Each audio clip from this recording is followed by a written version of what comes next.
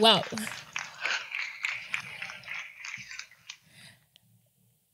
De derrière, c'est complètement différent de devant. Bonsoir. Alors, ce sujet concerne tout le monde. Ce sujet est primordial pour le futur. Je vais vous raconter l'histoire de mon amie. Une amie avec qui j'ai perdu contact pendant de nombreuses années et que j'ai retrouvée fortuitement. Alors, au détour de nos conversations, nous avons évoqué son couple. Je me rappelle à l'époque, elle était tellement heureuse, enthousiaste. Son enthousiasme était communicatif. Je lui ai demandé, alors ça va? Vous êtes à quel niveau? Elle m'a regardé avec beaucoup de douleur dans le regard. Et elle m'a dit, oh non, nous ne sommes plus ensemble. Cela fait un moment que nous sommes séparés. Petit moment de surprise. Il s'agit quand même d'une relation de plus de 6 ans. Qu'est-ce qui s'était passé? Qu'est-ce qui pouvait expliquer cela? Elle m'a dit, je ne ressentais rien. Deuxième moment de surprise. Pendant tout ce temps, elle ne ressentait rien. Est-ce que ce bonheur que je percevais était surfait? Elle a continué et là, j'ai compris l'autre partie de la vérité, ce que je ne savais pas. Je ne ressentais rien lorsqu'on faisait l'amour. J'ai eu beau essayer encore et encore. J'ai tenté différentes méthodes, mais ça ne marchait pas. Je n'étais pas satisfaite. J'étais frustrée.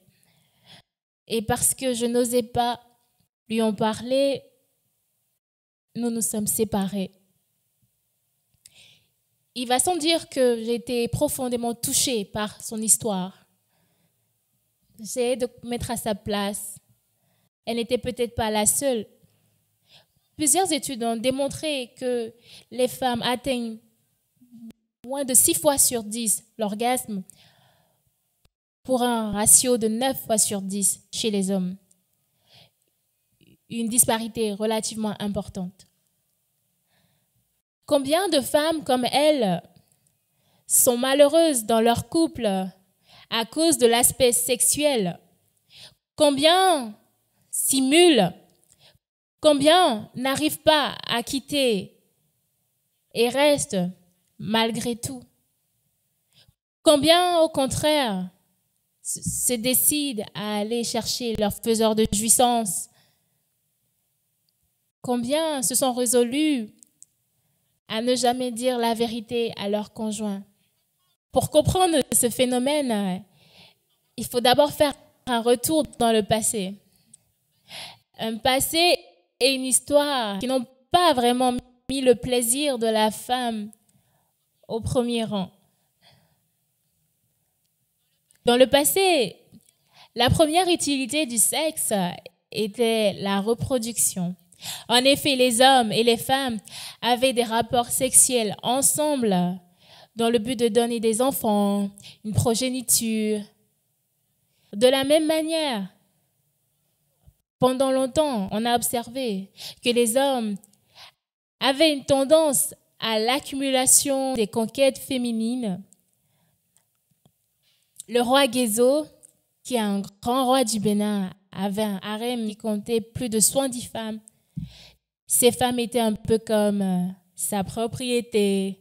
Vous savez, un peu comme un trésor de guerre, sauf que là, c'est les femmes qui sont les territoires conquis, le butin.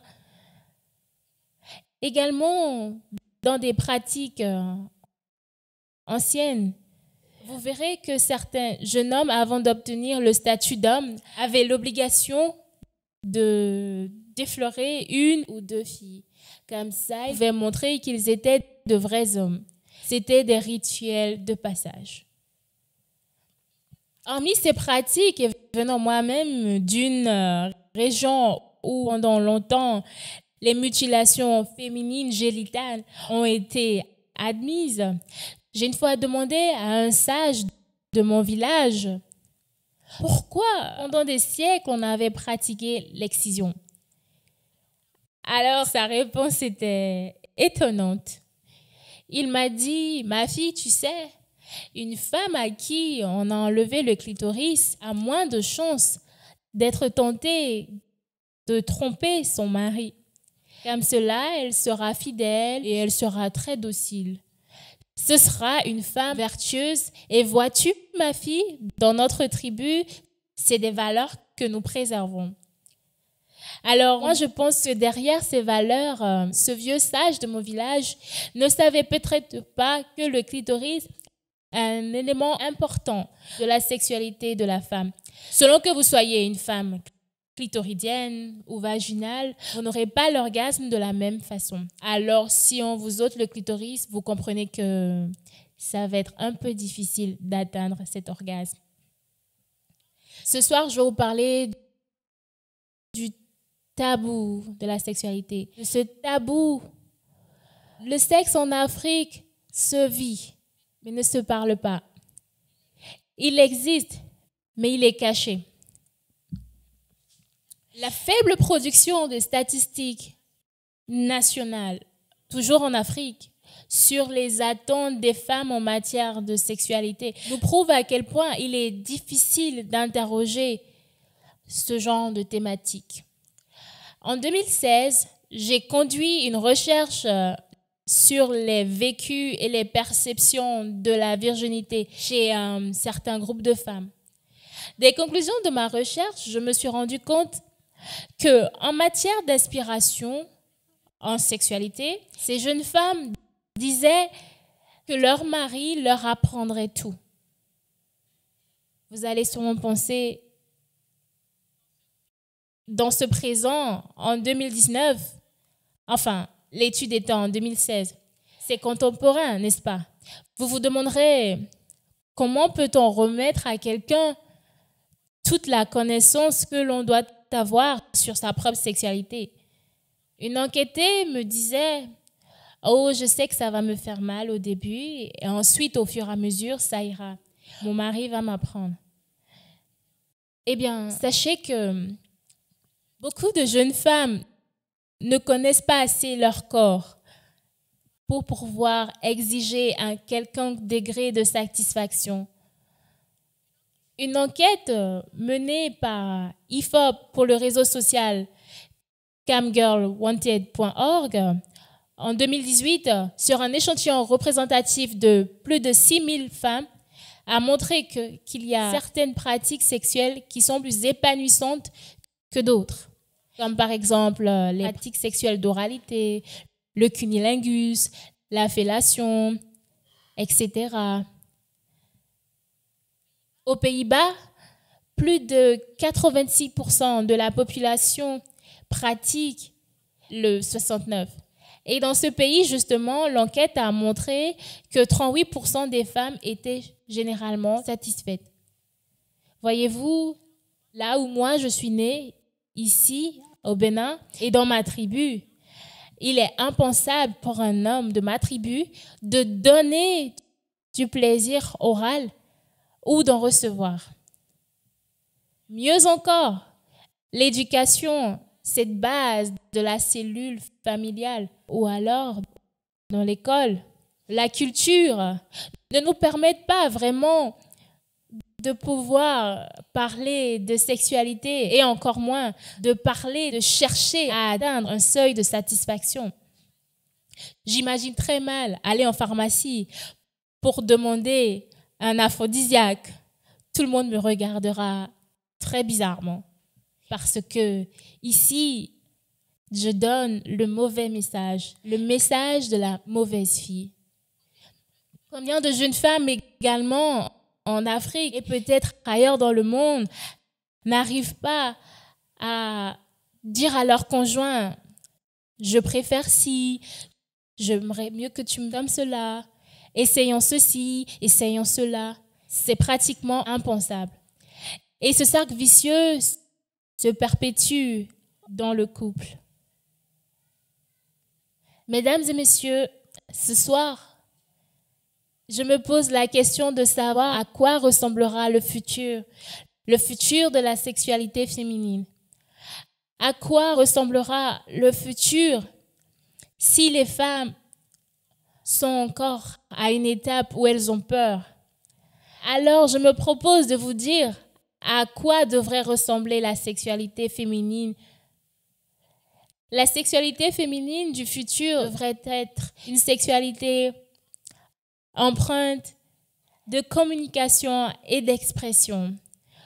Communication parce que la femme a besoin d'être écoutée, d'être entendue, elle a besoin d'être valorisée, elle a besoin de ne pas avoir peur lorsqu'elle dit ses fantasmes, ses envies, ses préférences les plus inavouées.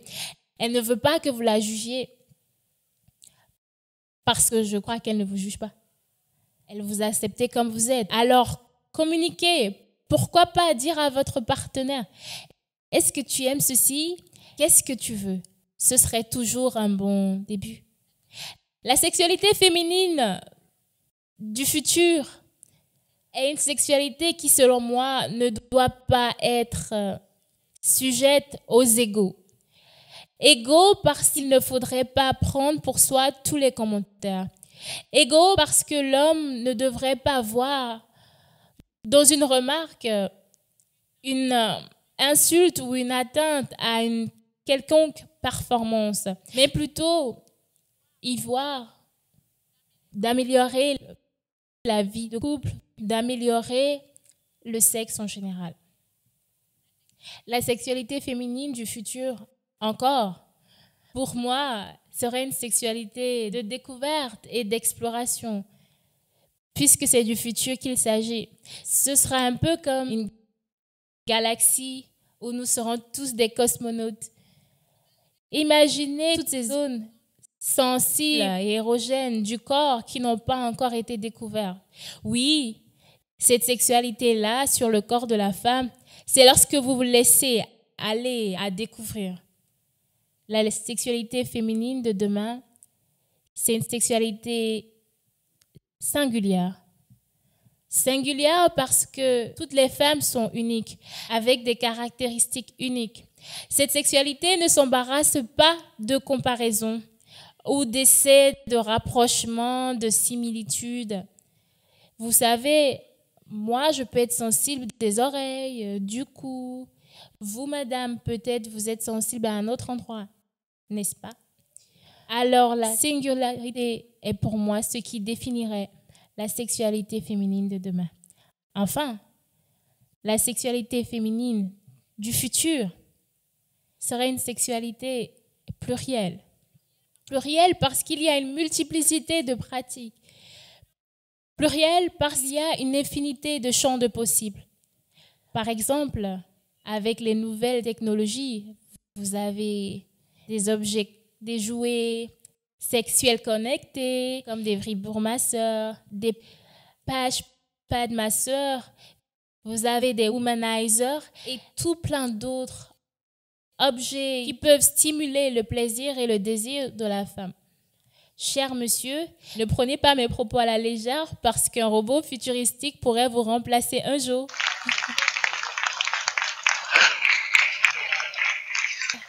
La sexualité féminine de demain, elle s'ouvre à vous, à condition que vous aussi soyez ouverts à elle. Je rêve d'un futur où les hommes pourront assumer pleinement leur rôle et le statut qu'ils ont à jouer dans l'épanouissement de la femme. Je rêve d'un futur où les femmes pourront jouir autant qu'elles le voudront, parce que la jouissance, vous le savez, fait du bien.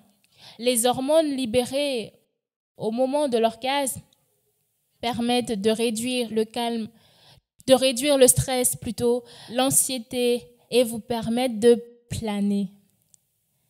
Je rêve d'un futur où les femmes pourront être au travail, comme dans la famille et dans la société, des Wonder Women, parce que au niveau de leur sexualité, elles auront été comblées. Merci.